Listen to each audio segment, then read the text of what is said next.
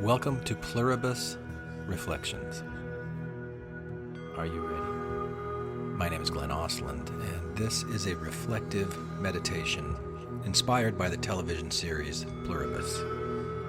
Let's begin.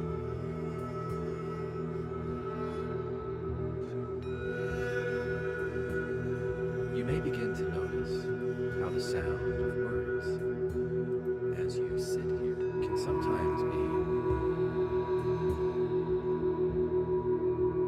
allowing your body less important than the sound of words.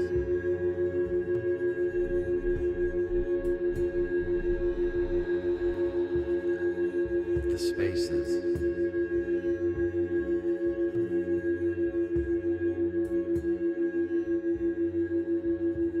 between them.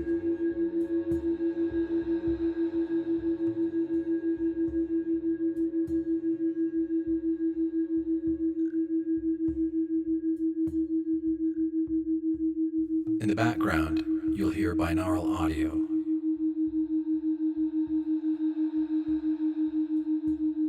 Designed to gently oscillate between delta and theta brainwave states. 1, 2, 3. Moving through a Fibonacci-inspired sequence.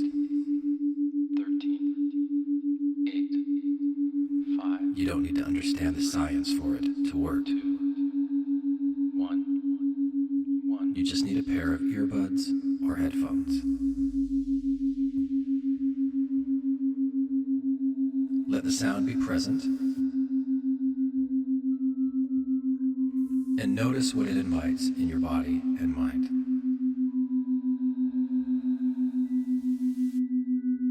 Later, I'll share more about who I am, why I work this way, and how these soundscapes support nervous system regulation. 1, 2. For now, 3, 5, 8, 13. Let's simply begin by reflecting on Pluribus. 5, 3, 2, 1. A story that asks unsettling and beautiful questions.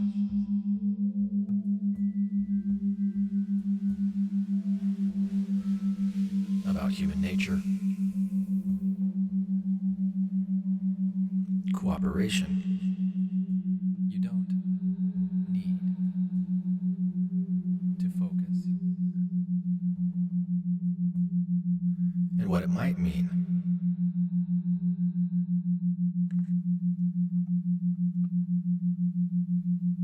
To imagine.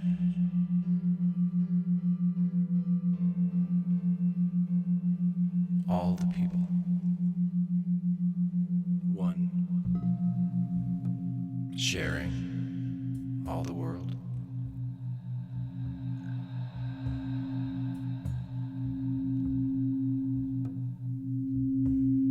You may say, I'm a dreamer.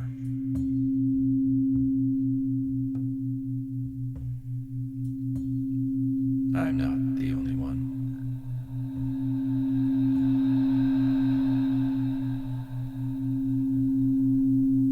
We hope someday you'll join us.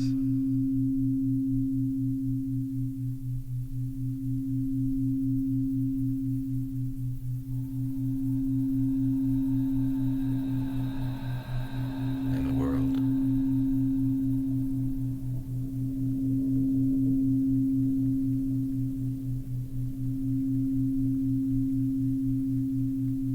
So today I'm going to go off script.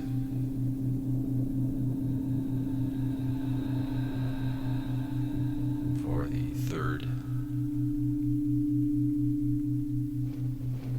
installment of this new little obsession project of mine.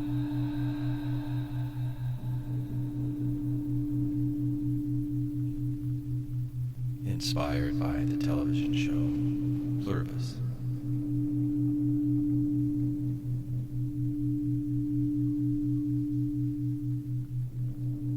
By Vince Gilligan.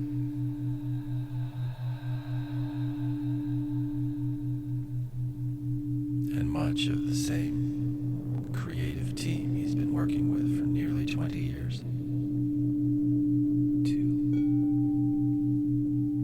That brought us Breaking Bad, Better Call Saul.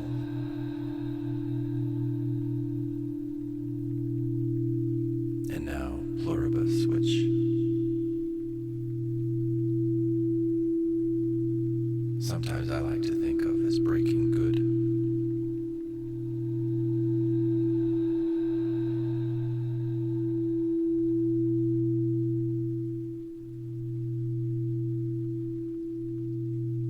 And as I'm sitting here, it's Friday, December 19th. It's not even 7 a.m. yet.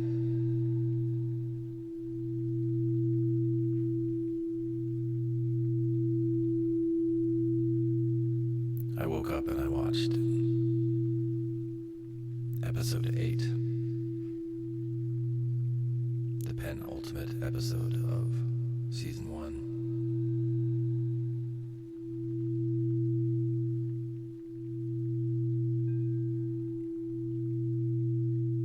And man, I just love this show.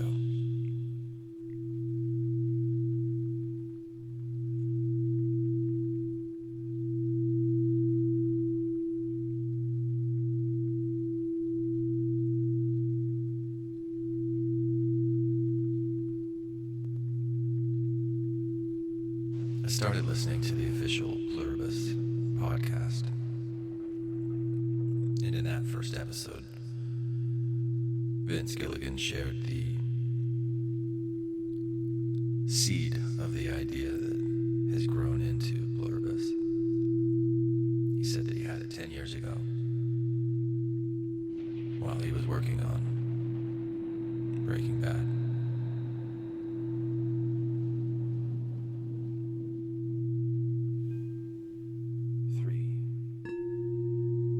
He thought, what if I created a character who was unconditionally loved by everyone in the world? Genuinely, truly loved. Like this character somehow won the happiness lottery.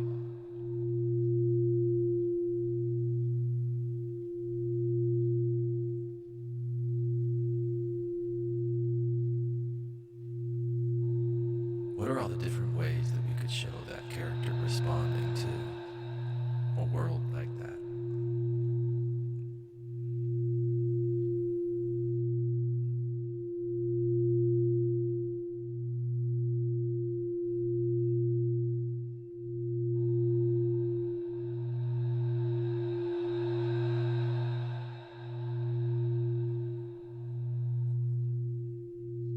He didn't know how he would create that type of environment at the time. The idea of an RNA happiness virus came later.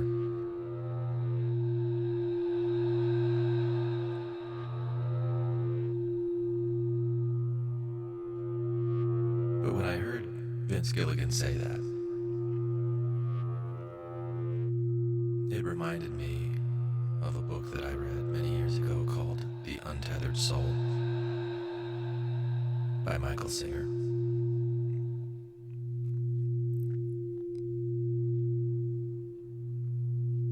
And in chapter 13,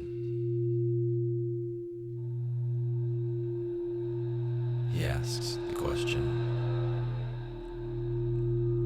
do you want to be happy?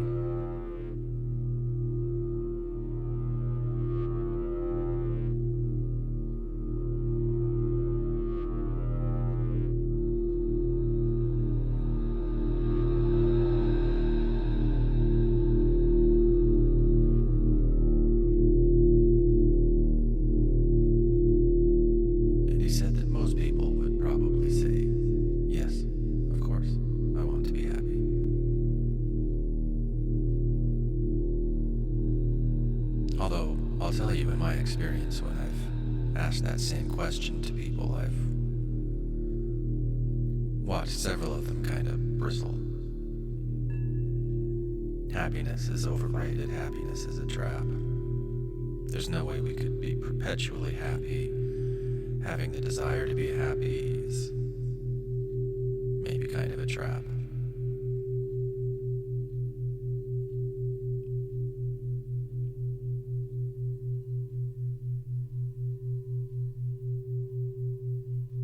Which I find interesting in and of itself.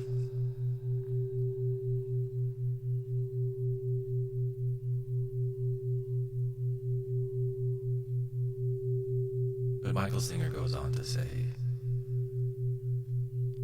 that most people would say, yes, they want to be happy. And then he asks,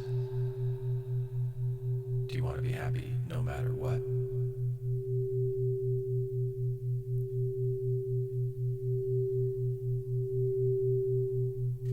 And again, he says most people would say, yeah, as long as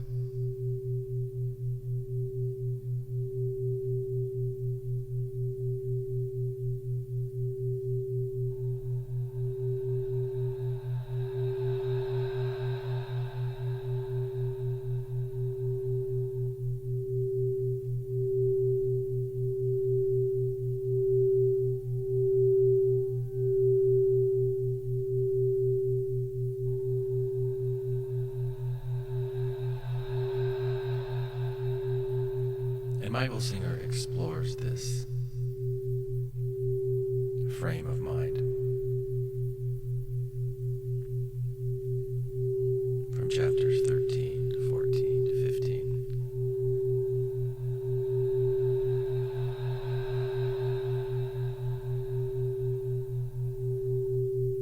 Exploring all of the different kinds of conditions that could be placed upon a willingness to be happy.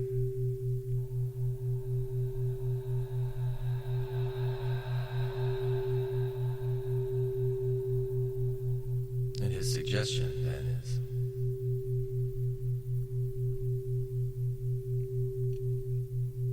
that if the conditions for happiness exist outside of you,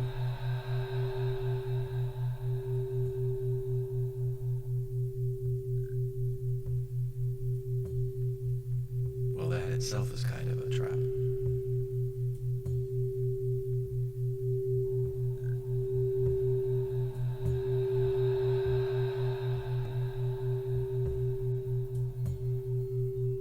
Hence the title of the book, The Untethered Soul.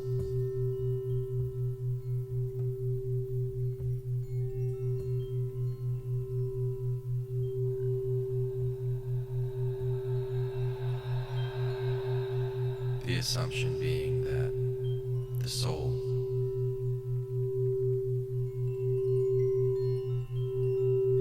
desires happiness.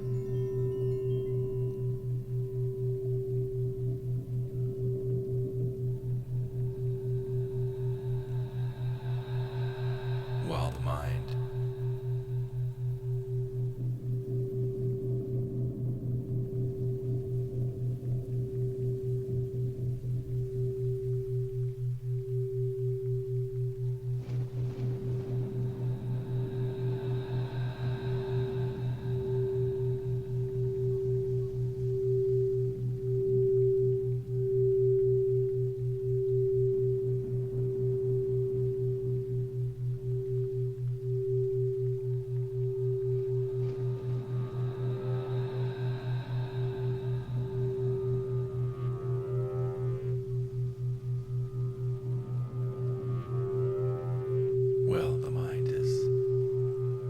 best that it can to survive.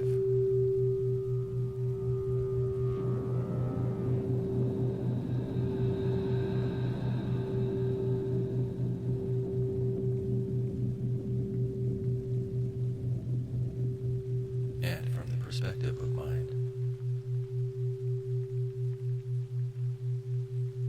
happiness and survival perhaps don't always go hand in hand.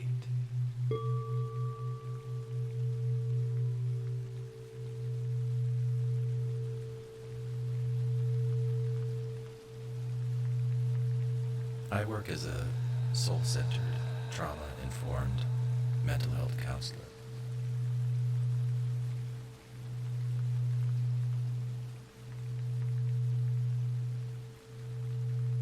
And that gives me the opportunity to work with people from all walks of life, all different backgrounds.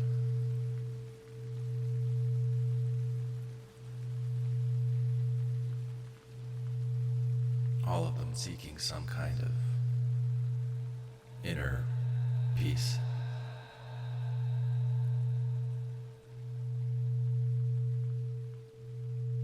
Balance.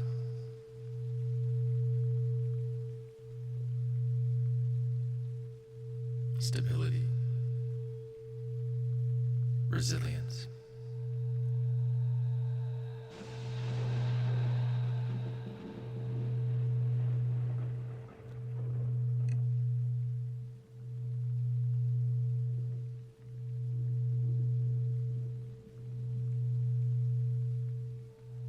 The experiences I've had with my clients and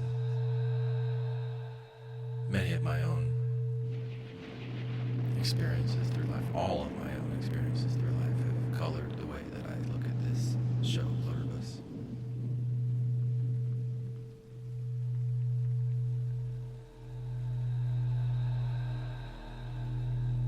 Where Vince Gilligan has created this playground for us to explore the question that Michael Singer asked.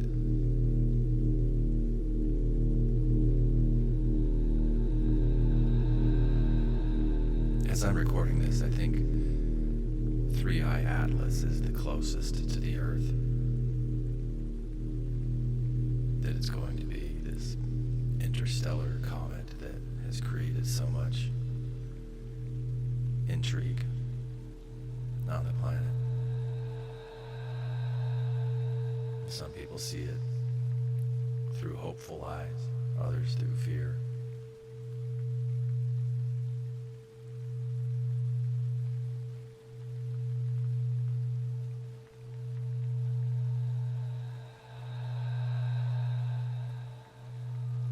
And in today's episode of Pluribus, episode 8, we get a little bit more information about the source of that mysterious transmission that was discovered in episode 1.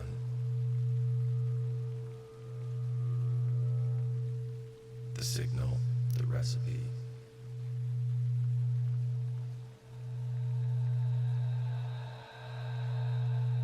That created some kind of molecular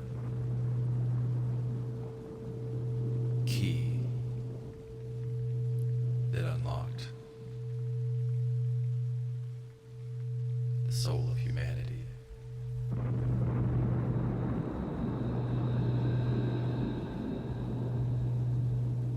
Freeing it from partitions and blockages in perception.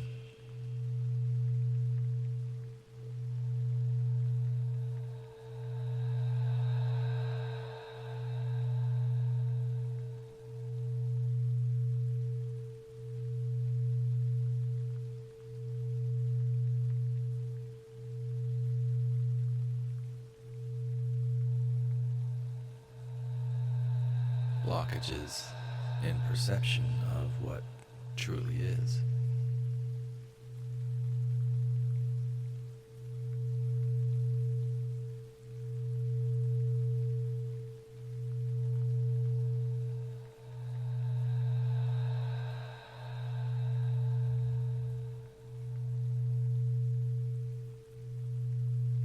When the joining happens,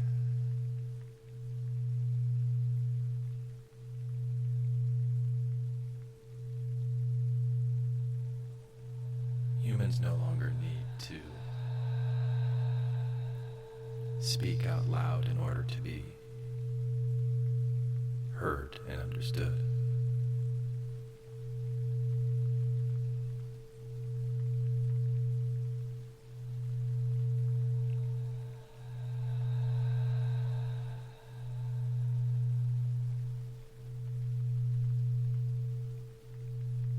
Because there is an electromagnetic energy field that all humans generate.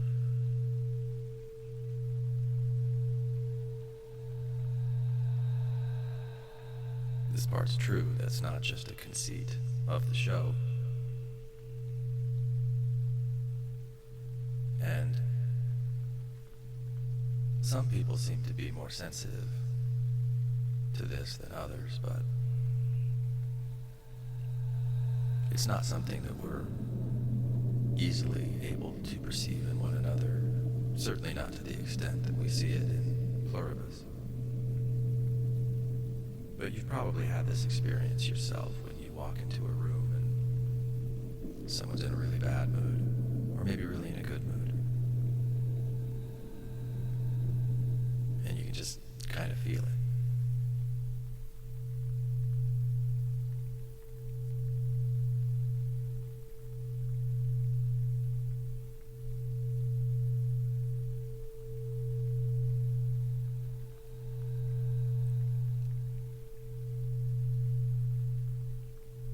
Sometimes when I watch the uniform actions of the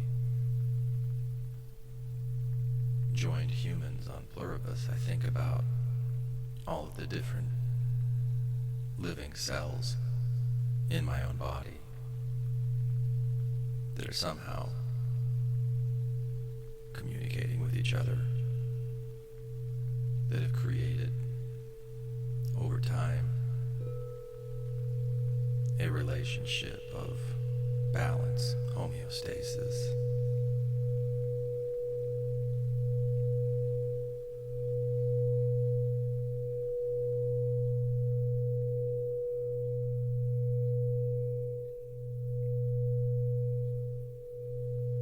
I want to share with you a couple of things that I share with my clients.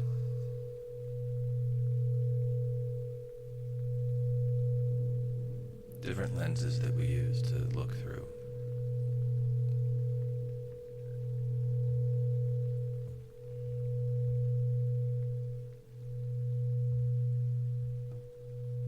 They're all metaphor, they're all symbols. None of them are perfect.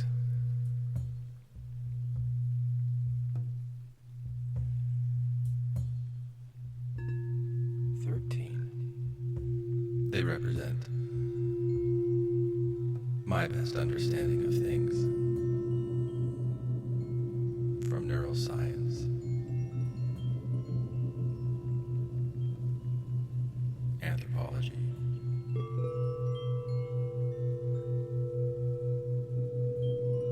biology, cellular biology,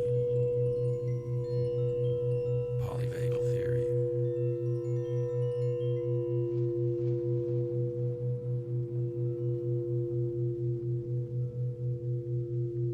First images I'll draw on a whiteboard is an iceberg. That little tip of the iceberg that sits above the surface of the water. And then the larger body of the iceberg beneath it.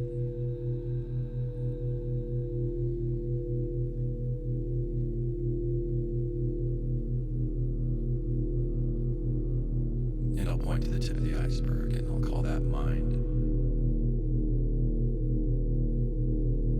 And then the body of the iceberg beneath the surface of the water I call body. And then the water itself I call spirit.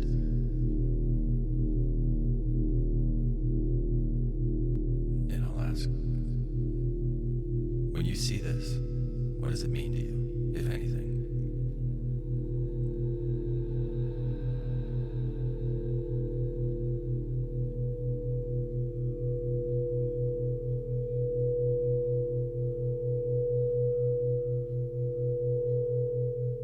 And then we talk about whatever it is that they see.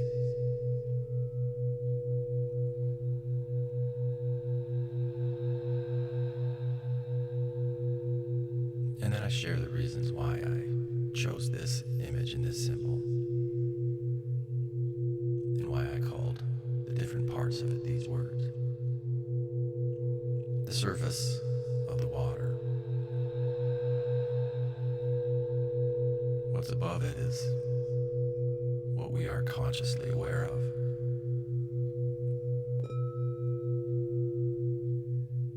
In my view of the iceberg metaphor, it's our conscious mind.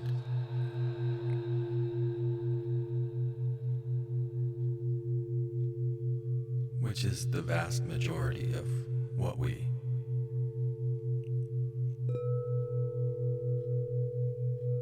usually think of as who and what we are.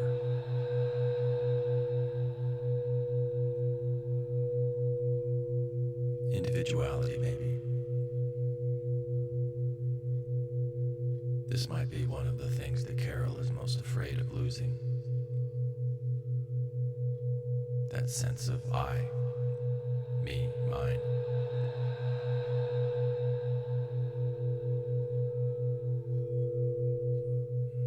But that's just the tip of the iceberg. Because beneath the iceberg, beneath the level of awareness, there's an entire complicated, marvelous, incredible system of life, ecosystems within ecosystems,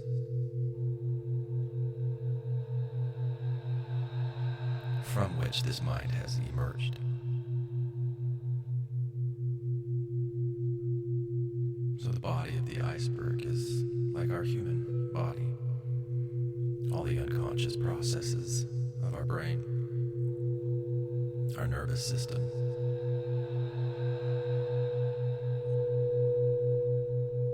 the vagus nerve, which you might think of as nature's original fiber optic cable, organic intelligence, constantly monitoring for signs of danger or threat, allowing the major organs of the body, the heart, the lungs, the stomach, the intestines, the sexual organs to operate as they evolve to do and to thrive as best they can in the environment around. So many things that the body is doing beneath the conscious awareness of the mind.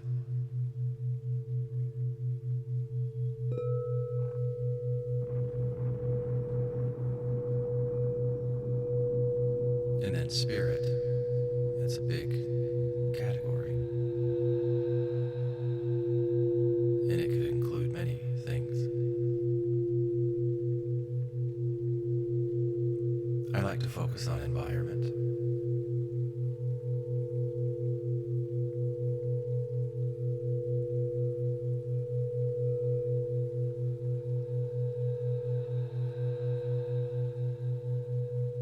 Which could be an external environment or an internal environment.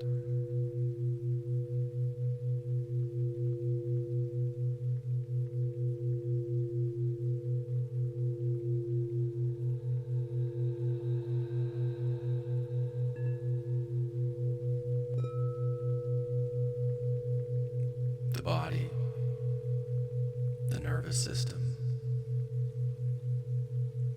is so malleable, especially when we're young. During the first 7 years of life, it's estimated that we're like wet clay. And the experiences that we have make deep imprints and deep grooves in our nervous system and teach us what's right, what's wrong, what's safe, what's not safe.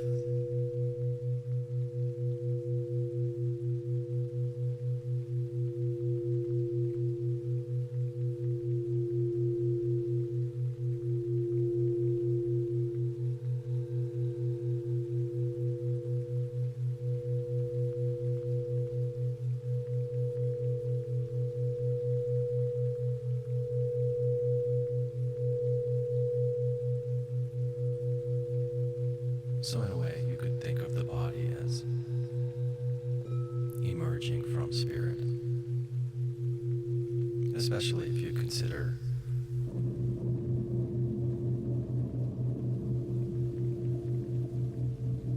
DNA in our genetics to be part of spirit, or if you drill down far enough into those molecules, or what those molecules are made of, the atoms, or what the atoms are made of, the subatomic particles, or what the subatomic particles are made of, quantum fields of energy that fill the immensity of space, to the best of our understanding. The sea of potential out of which grows everything. Spirit is a big category, and from that grows the body, and from the body grows the mind. This recent feature of evolution that acts like a radar system. That's how I heard Alan Watts explain it once, and I really liked that metaphor.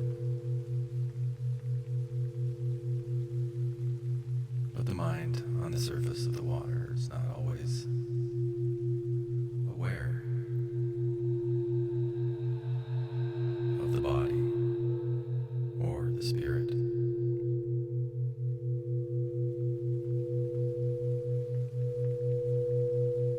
And I like to view what I'm seeing in Pluribus as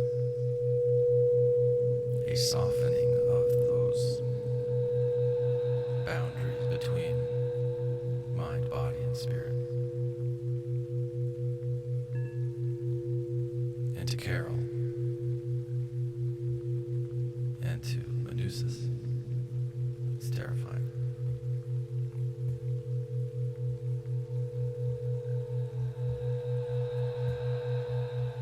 And as we continue to peel back the layers of onion on Carol's backstory, we see trauma after trauma after trauma that has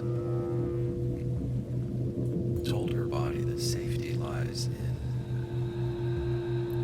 being guarded,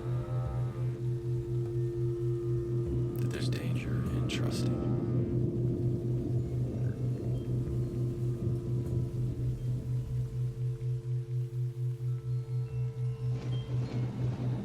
That's how she had to stay safe in her youth,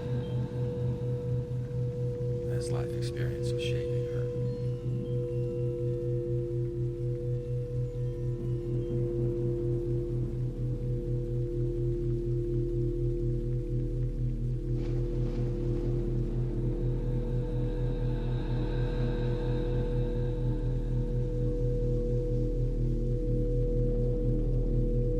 I like creating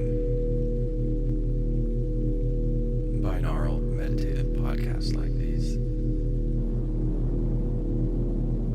because something about it feels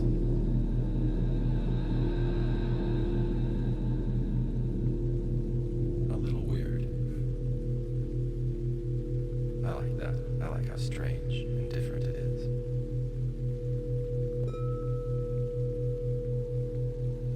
In my early 20s, I earned a master's degree in folklore and mythology from Indiana University. I went through a PhD program. My dissertation was about humor studies. And I got a little discouraged and had kind of a panic attack.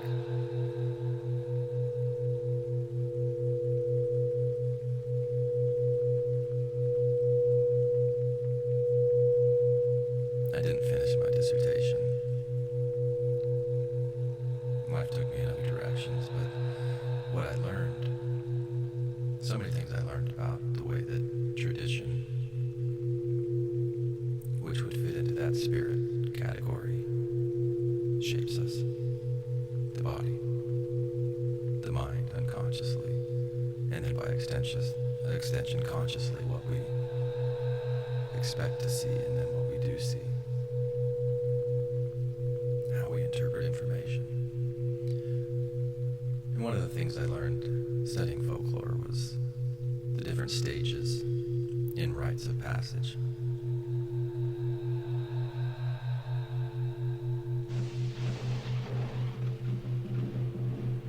At first, there's a separation. 8. Someone entering a ceremony, they do something to take them out of the group.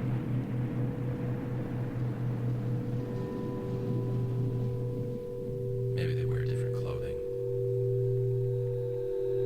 Maybe they stand at a different place apart from others. You can think about a marriage, a wedding. You can think about graduations. These are modern rites of passage that we have in our current society. Or you can think of vision quests. That mark the shift from youth to adult or uninitiated to initiated. These rites of passage that symbolize transformation.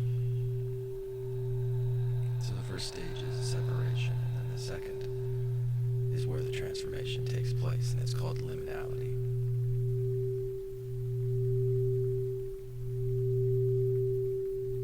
And that's the upside down. That's the strange world.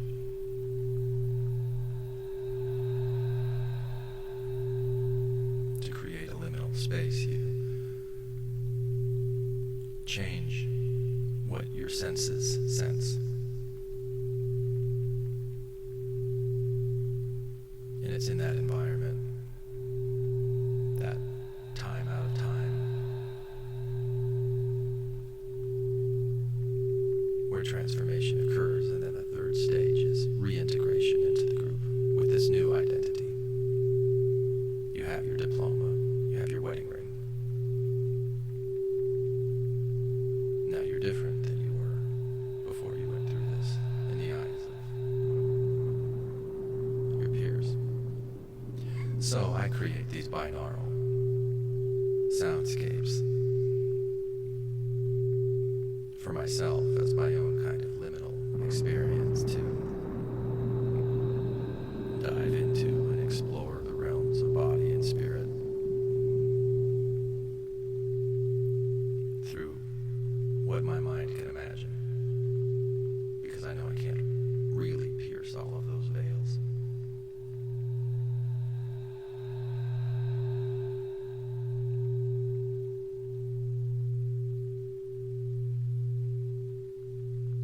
That's why I started using the binaural audio, because I liked the liminal space that it created. And then I began experiencing the benefits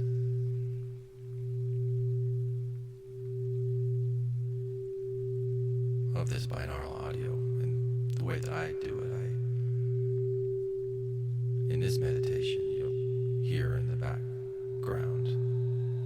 1, 1, 2, 3, 5, 8, 13, 8, 5, 3, 2, 1, 1. Those numbers are inspired by the Fibonacci sequence. And so each one of these sections, the binaural beats are shifting slightly between delta and then delta phi and theta phi and back again, which I like to imagine is kind of stretching my brain in a way, but it's also bringing down. Say, for example, I've had a stressful day, and my brain is just buzzing in high beta, which can be in the 20 hertz cycles. So I put on these meditations. I sit and I breathe deeply. Sometimes I'll go for a walk.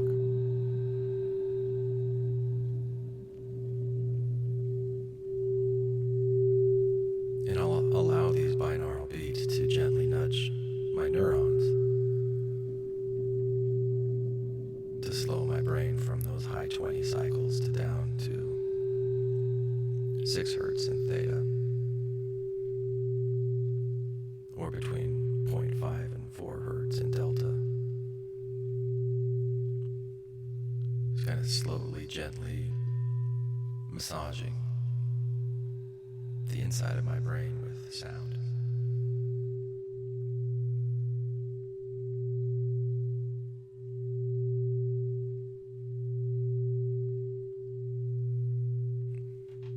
Because when one tone goes into my left ear while I'm wearing headphones, and another tone goes into my right ear while I'm wearing headphones, and there's a gentle shift and change in those tones,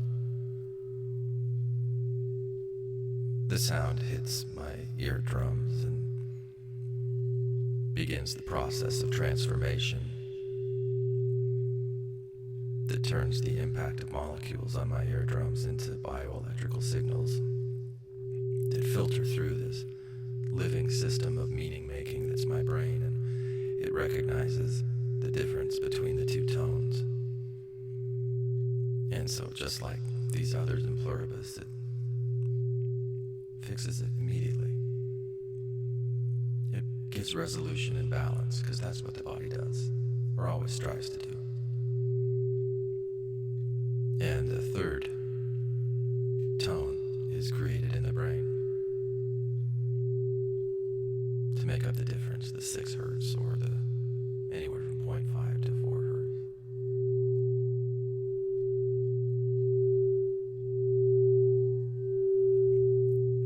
So it's like slowing down my nervous system. It's allowing me to calm. And then that triggers a cascade of healing effects. As my nervous system registers calm, I shift from sympathetic arousal of fight and flight into rest and repair, parasympathetic mode.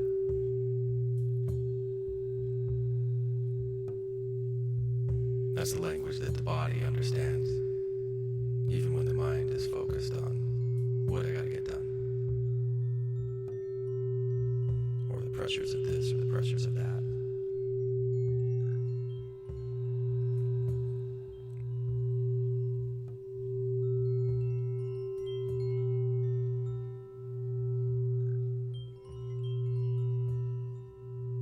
And at one point in Pluribus, Carol's deep defense systems, her sympathetic arousal, her fight or flight, has such a negative effect on the others around her, the ones that can perceive and are sensitive to her energetic field.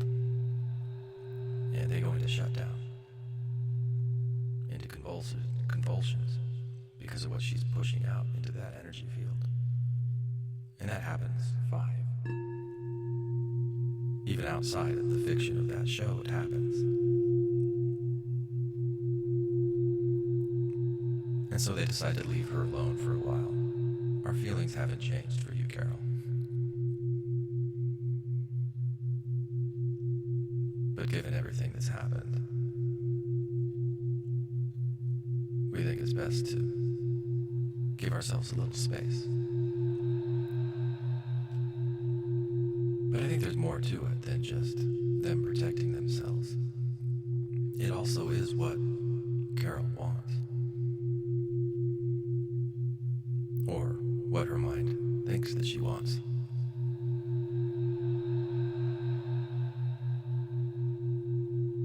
And so we spent a couple of episodes just watching Carol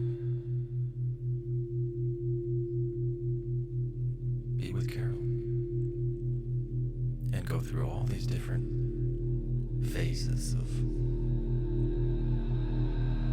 what she does in a vacuum that isn't completely a vacuum, because when she needs something, she'll pick up the phone and leave a message and they'll provide it to her, so she's not being completely abandoned. But she's being given room to heal, to allow her body to relax.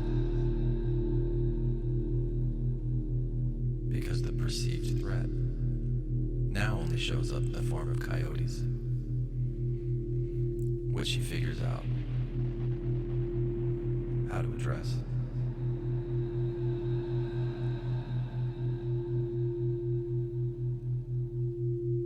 And she gets to the point where she recognizes how lonely she is in her body, because the body evolved to be in contact and harmony and in flow with others.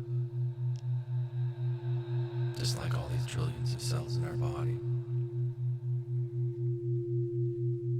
And the genetic record within every nucleus of every cell that is a library of successful adaptation going back billions of years. There's not a single failure encoded in our genetic code. That's another story I share with my clients, and I'll share that here probably another day. But Carol gets to the point where she's ready and says, "Come back." And they do. In episode 8, we see her struggling between mind and body.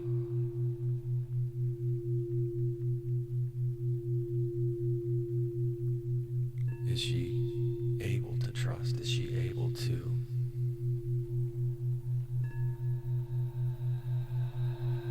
rewire these deeply, heavily myelinated neural pathways which have formed to protect her, which filter the world and create meaning in her mind that says, don't trust, or maybe trust.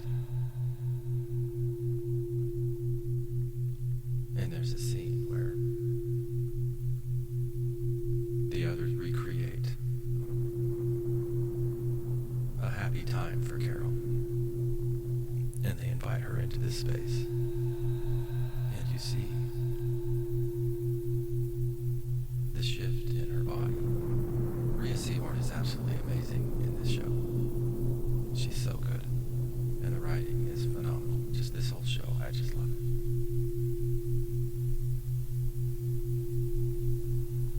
And we watch her relax into these happy memories, and then there's this deep inner realization, this alarm that goes off in her. You're trusting again, be careful.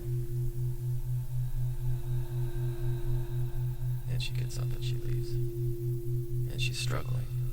Do I trust? Do I not trust? But in episode 8 we see her opening and softening, and then there's this ominous tone at the end, as though she looks off to the side and goes, "You're about to have a guest." Because Manusis is coming, and I hope that's his name. I haven't double checked it, but it's something like that. And this guy,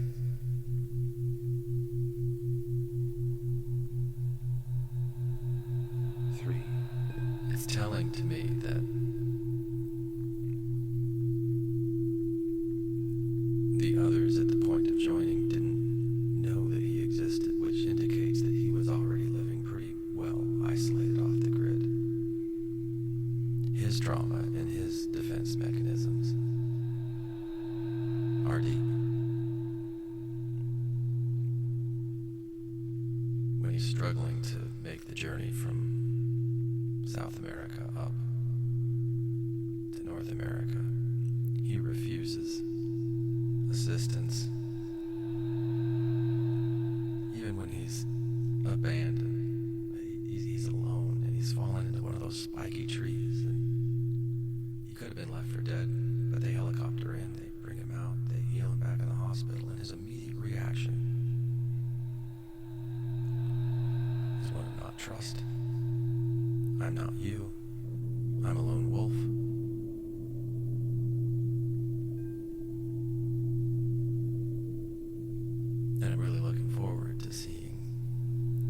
happens when a lone wolf visits Carol, because the others did tell her at the very start of all this, we can't protect you from each other.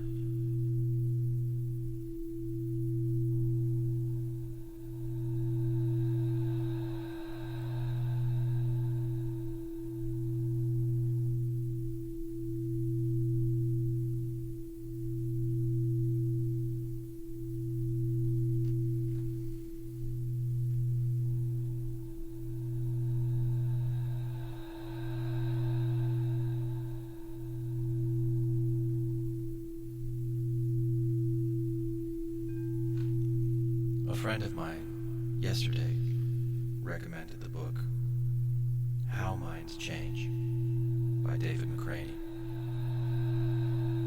I just started listening to it. I'm only through chapter 1. And David McCraney told a story of a truther that was convinced that the 9/11 attacks were part of a deep conspiracy theory, and he was a leader in that truther movement for about 5 years. And at one point, his mind changed.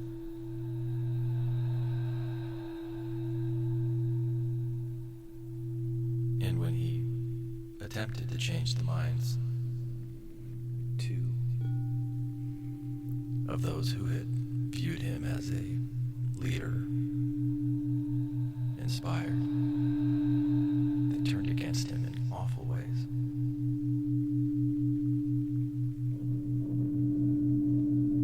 Because the minds responded to the body's sense of safety, and the body finds safety in group consensus. When there are deep fears, groups can form around those fears and protect each other, protect those fears. So when this guy started preaching a different message, that was not safe. That was a threat, and they turned on him quickly and viciously.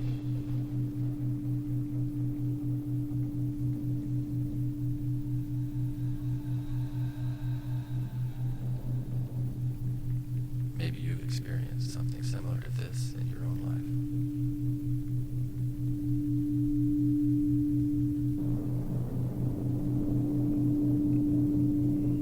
It's interesting that when Carol wanted to contact the others, not the joined others, but the ones that were like her, the ones that were immune from universal happiness, the thing that finally got through to him after he hung up on her several times was, one, when she expressed her anger towards him. And that's when he said, if there's someone like me, that's someone I can connect to. Moving heaven and earth to get to her. What's going to happen when he meets her and she goes, well, maybe they're not all that bad.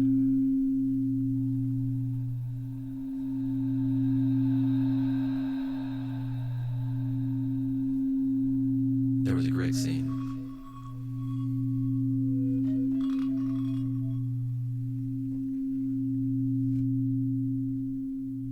There was a great scene in episode 8, by the way, when Carol and Zosha are getting massages and there are people playing crystal singing bowls off on the side.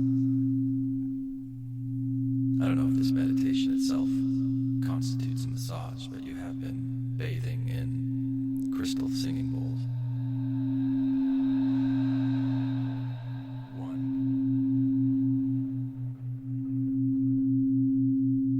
So thank you for tuning in. Your body thanks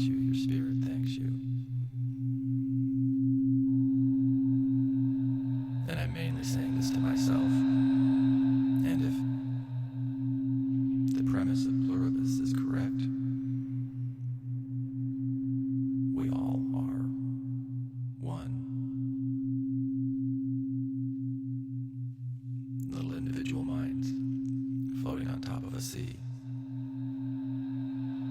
There's so much beneath it that we just don't